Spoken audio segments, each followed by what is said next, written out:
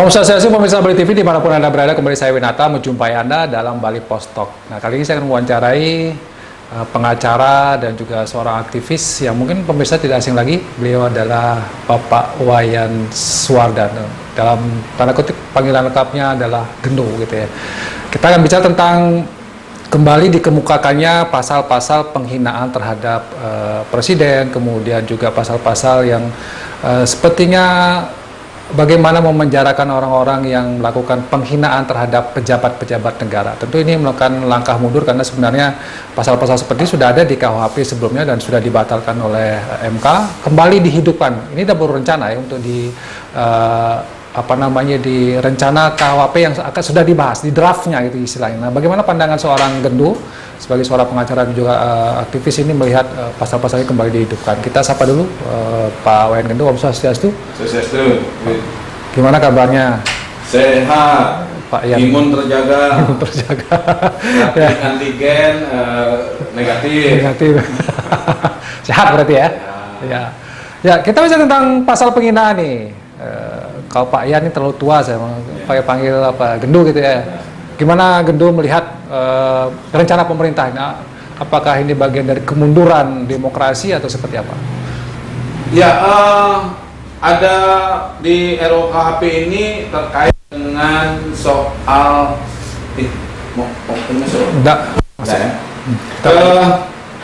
di rancangan KUHP ini terkait dengan kebebasan berpendapat, kebebasan berekspresi dan kebebasan mendapatkan informasi. Ada 5 pasal yang krusial yang menjadi perhatian di kelompok civil society gitu. Ada pasal penghinaan terhadap presiden wakil presiden, kemudian penghinaan terhadap pemerintah, penghinaan terhadap lembaga negara. Itu yang dulu ada di KUHP lama. Yang notabene itu kemudian dimasukkan lagi di rancangan KUHP yang baru. Terus ada 2 yang baru gitu ya, soal menyerang independensi hakim dan merekam sidang tanpa izin. Itu sudah dimasukkan? Itu juga masuk. Kemudian ancaman pidana penjara 1 tahun untuk demonstrasi, pawai atau unjuk rasa yang dilakukan tanpa izin. Ada 5 yang menjadi perhatian. Dan itu semuanya bersisian dengan kebebasan berpendapat, berekspresi dan mendapatkan informasi. Nah, yang berbahaya, 5 ini sebenarnya berbahaya dalam iklim demokrasi ya. Pertama, kalau pasal penghinaan presiden wakil presiden dulu kan di KUHP lama itu kan di pasal 134, 136 di KUHP sama 137. Itu pasal warisan kolonial yang dulu memang diadopsi dari Belanda untuk menjaga kehormatan Raja dan Ratu, His Majesty. Nah, itu sebetulnya di tahun 2006 itu sudah pernah dilakukan uji material di Mahkamah Konstitusi, dan Mahkamah Konstitusi menyatakan bahwa pasal itu bertentangan dengan konstitusi sehingga dihapuskan dari KUHP ya. Logika hukumnya kemudian seharusnya karena putusan itu sudah final dan mengikat, bertentangan dengan konstitusi, maka seharusnya di era KUHP tidak dimasukkan lagi. Gitu. Logika hukumnya begitu ya? Logika hukumnya begitu, karena final dan mengikat kan, final dan mengikat putusan MK itu. Dan yang itu kan dinyatakan bertentangan dengan konstitusi. Konstitusinya tidak berubah. Maka kemudian pasal-pasalnya seharusnya ketika sudah diputuskan oleh Mahkamah Konstitusi, maka itu sudah harusnya hilang. Demikian juga tentang pasal penghinaan terhadap pemerintah yang dulu kita kenal dengan Harsaya Artikelen. Yang Artikelen kena Bintang Pamungkas dulu kena, Budiman Sujatmiko dulu kena kan. Ada aktivis-aktivis Orde Baru banyak sekali kena Harsaya Artikelen. Itu juga sudah dihapuskan oleh putusan Mahkamah Konstitusi. Tapi kemudian mau dihidupkan lagi. Penghinaan terhadap kekuasaan umum itu juga menjadi problem. Nah, dan itu semua bertentangan dengan Konvenan Internasional Hak Sipil dan Politik yang sudah diratifikasi oleh negara kita melalui Undang-Undang nomor, kalau tidak salah, melalui Undang-Undang nomor 12 tahun 2005. Dan kemudian yang baru itu soal menyerang independensi hakim dan tindakan merekam pengadilan tanpa izin. Itu juga mau dimasukkan jadi dan itu berbahaya karena sidang kita ini kan bersifat terbuka, terbuka untuk umum ya, kecuali kasus-kasus tertentu. Nah kalau kemudian itu dipersoalkan, berarti itu akan itu dimasukkan, berarti itu akan mengekang kebebasan warga mendapatkan informasi. Ya, ya. Juga menyerang independensi hakim. Misalkan kita menyatakan bahwa atau masyarakat publik menyatakan hakim berpihak gitu misalkan, itu bisa kena delik. Itu bisa kena delik hukum ya. Nah, dan yang terakhir yang menjadi sorotan juga soal ancaman pidana bagi demonstrasi, pawai, unjuk rasa yang tanpa izin. Sementara itu sudah diatur di undang-undang tentang unjuk rasa. Nah, di undang-undangnya sendiri itu tidak ada terminologi izin.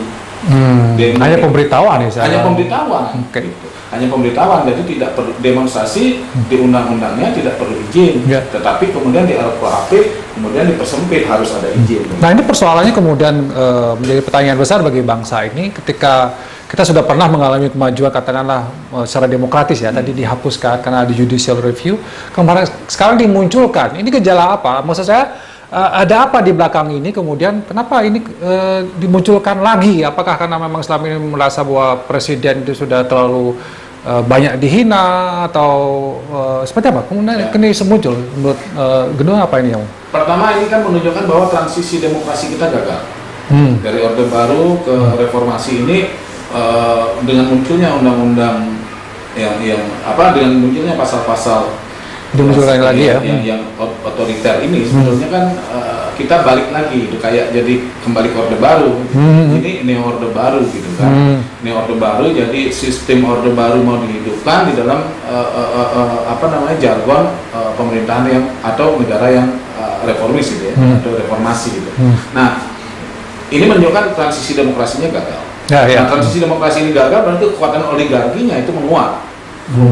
Kekuatan sipilnya itu melemah dan kemudian konsolidasi oligarki ini yang kemudian menguasai sistem sehingga mereka akan memaksakan banyak pasal-pasal yang bisa mengekang warga sehingga kekuasaan menjadi dominan. Jadi menurut saya kalau bicara apakah karena presiden misalkan semakin banyak yang menghina presiden gitu, lalu pasal ini dimunculkan, nggak relevan juga karena sudah pernah dinyatakan di putusan Mahkamah Konstitusi bahwa tidak boleh dicampur adukan antara posisi presiden ya, sebagai satu kelembagaan dengan presiden secara personal. Makanya kemudian itu dinyatakan oleh MK nggak boleh dicampur adukan karena kalau itu dicampur adukan itu justru mengekang kebebasan. Yang dimaksudkan dengan dicampur adukan apakah seorang presiden ketika dia menjadi presiden misalnya mengalami penghinaan itu tidak bisa digugat, tapi ketika dia menjadi seorang pribadi diserang secara pribadi, apakah dia bisa digugat? Iya, kan apa bisa diproses hukum? Kan begini, jadi ini pernah dilakukan, ini kan munculnya 2006 masa kepemimpinan Pak SBY. Ya.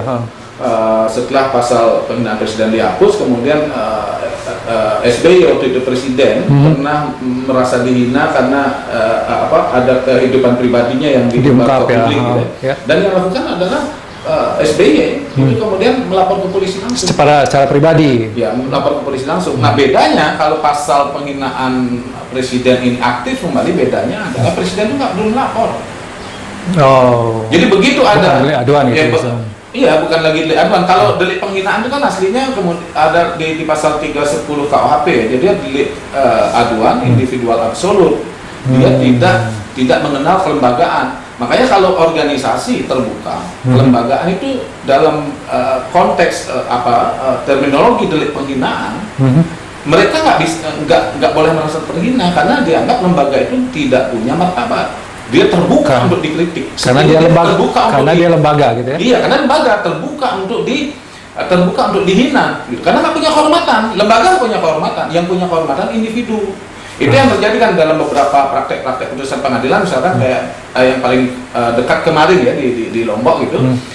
Ada salah satu keluarga yang dibebaskan dari delik penghinaan di pengadilan yang dilaporkan oleh organisasi kebidanan dan rasio legisnya itu jelas, rasio desidendinya gitu ya, hakim itu jelas bahwa lembaga kebidanan ini tidak punya kehormatan disebutkan seperti itu. Disebutkan tidak punya kehormatan, lembaga nggak punya kehormatan, oleh karena itu nggak bisa disebut penghinaan. Gitu. Apakah presiden juga tidak punya, sebagai lembaga maksud saya, apakah dia juga tidak punya kehormatan? Nggak punya kehormatan dong. Presiden itu sebagai lembaga nggak punya kehormatan, karena dia seharusnya lembaga publik yang siap dikritik. Bahwa kemudian kritiknya bentuknya bermacam-macam kan. Nah, karena bentuknya bermacam-macam, orang tidak boleh diadili ekspresinya, tetapi harus diambil pesannya. Itu posisi kelembagaan lembaga publik gitu. Makanya dia nggak punya martabat sebetulnya lembaga publik. Nah, dan presiden dalam konstitusi kita bukan simbol negara. Bukan simbol negara. Bukan simbol negara. Simbol negara itu ada 3 saja. Garuda, Pancasila ya, kemudian bendera merah putih dan lagu kebangsaan Indonesia Raya. Presiden bukan simbol negara. Jadi kalau kita banyak masyarakat kan presiden simbol negara, bukan. Dia lembaga publik yang harus dikritik.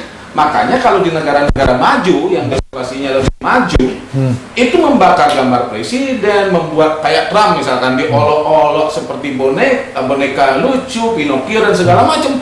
Nggak masalah, karena itu konsekuensi dia sebagai pejabat publik kelembagaan. Kalau nggak berani dikritik, maka kemudian lebih baik jangan jadi presiden. Karena risikonya adalah pasti dikritik oleh warga dengan berbagai macam cara.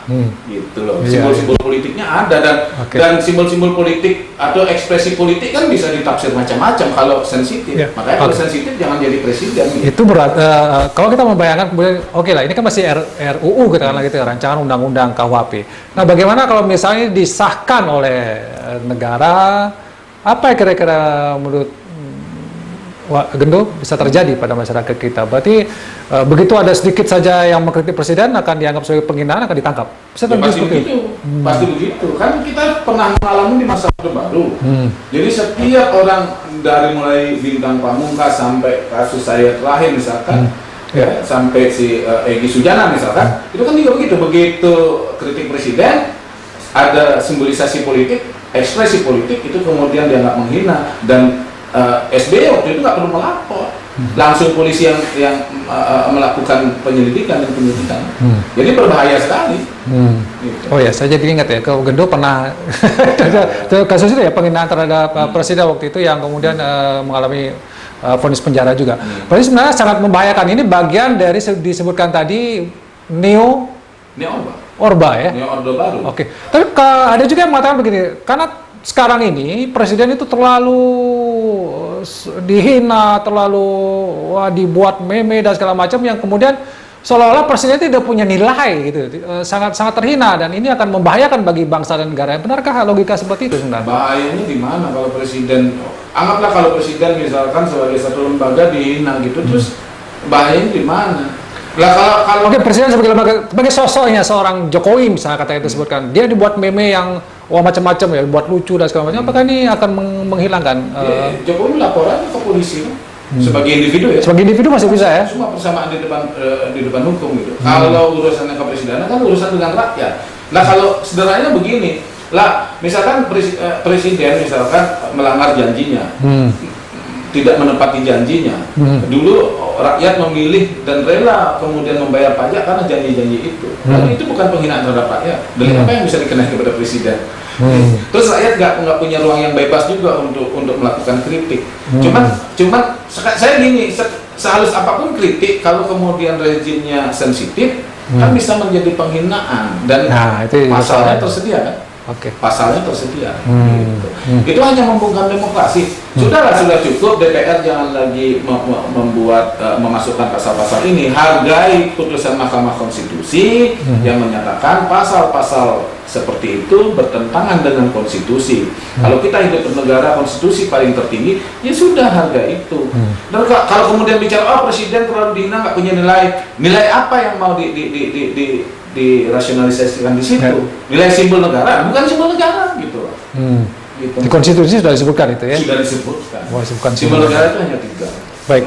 Nah, kira-kira kalau dalam ini masih RUU ya, apakah kemudian ada pergerakan dari kawan-kawan katakanlah yang ingin menegakkan demokrasi ini untuk melakukan perlawanan-perlawanan, atau karena ini hanya baru sekedar wacana, mungkin teman-teman tidak terlalu ambil pusing, atau itu juga sudah ada keputusannya MK yang mengatakan bahwa ini sudah bertentangan dengan MK? Gerakan sipil ini.